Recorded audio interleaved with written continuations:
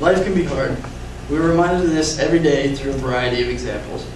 I'm sure you're all familiar with the phrase, life is like a box of chocolates, you never know what you're going to get.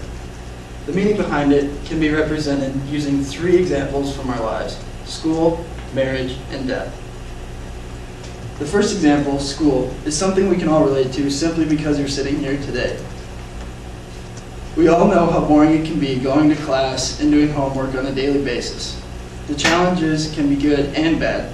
Taking tests, for example, you might have studied for hours and thought you knew everything about the subject and ended up with a lower score than you had hoped for. Making changes and dealing with adversity is just a part of life. Later that day, you might make a new friend and your mood completely changes.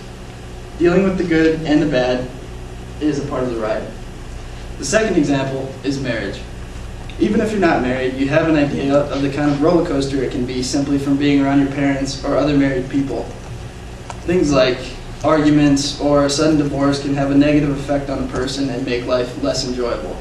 But then there are things like having children and buying your first home that make you love and appreciate life.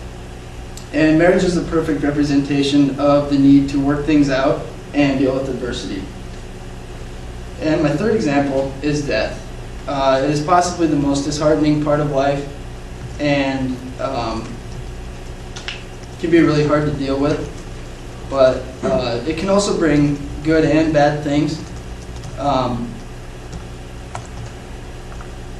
Coping with it can be difficult and depressing, but maybe that person left some kind of lesson that you can learn from and apply to your own life. And life's ups and downs make up the challenges we face every day. But being able to accept what you've been given and learn to make the best of it is really what this phrase is all about.